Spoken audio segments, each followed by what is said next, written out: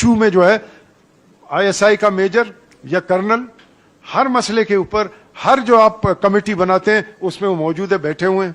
उनके सामने कम से कम ये पार्लिमानी पार्टियां बोल भी नहीं सकती, बोलेंगी तो आइंदा इलेक्शन में नहीं आने देंगे, निकाल देंगे। तो इसलिए जब तक उसकी जड़ से इस मुल्क के अंदर जमहूरियत के लिए हम सब इकट्ठे होकर इस मसाइल को जड़ से नहीं उखेड़ देंगे और इस फौज को सीधा बैरिक्स में भेज के हम ये ना कहें कि भाई तुम बाजवा साहब जो कमांडर इन चीफ हो, तुम सेक्रेटरी डिफेंस से बात करो, प्राइम मिनिस्टर से नहीं करो, तुम उसके मातहत हो और वो तुमको नोटिस भेजेगा, वो तुम्हारी जो कुछ करेगा करेगा। लेकिन नहीं, बाजवा साहब को एक्सटेंशन देना है, कोर्ट ऑर्डर करता है, पार्लियामेंट पे छोड़ता है, पार्लियामेंट 365 वोट उसको देके उसको एक्सटेंशन दे देता है। किस किस को रोएं, किस किस को कहें? गरीब मजदूर बेचारा भिखारी हो गया है। कोविड में तो और भी ज्यादा उसको भिखारी बना दिया है। बड़े बड़े इंडस्ट्रीज में से उनको निकाला गया है। 8,000 9,000 लोगों से ज्यादा मजदूर निकाले गए हैं इस कोविड के बहाने और उनको कोई भी एडजस्ट करने के लिए तैयार नहीं है। किसान भूखा मर रहा है। तो इस मुल्क को अगर बचाना है, इस मुल्क को अगर आगे चलाना है, तो आपको इस पूरे सिस्टम को बदलना पड़ेगा। आपको इस फौज को कंट्रोल करना पड़ेगा, आपको इस फौज को वापस भेजना पड़ेगा बैरिक्स में, और इस फौज की इतनी अहमियत हो कि जब जंग हो, वजीर आजम ऑर्डर करे तो आप जाएं, जंग लड़ें, वरना उससे ज्यादा उसकी कोई अहमियत नहीं होनी चाहिए।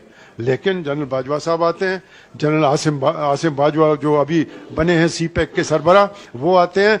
करप्शन का उसके ऊपर जो चार्जेस हैं उसके ऊपर सब खामोशी है, कोई कुछ नहीं बोलता।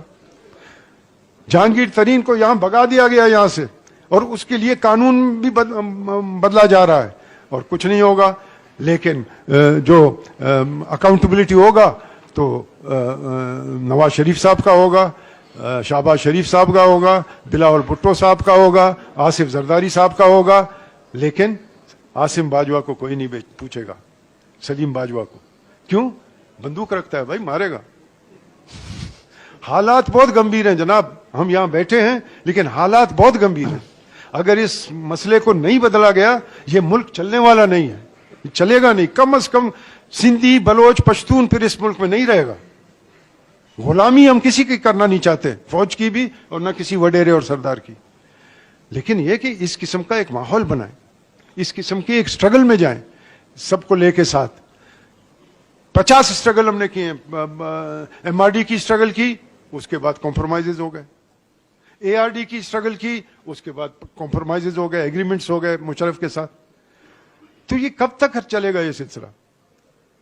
अवाम को अब अवाम सब्र नहीं कर सकता। अब हमको सबको मिल करके जद्दोजहद करना पड़ेगा। सारी पार्टीज को सबसे पहले मिलिट्री को बैरक्स में भेजने के लिए, इसके सिवा और कोई चारा नहीं है।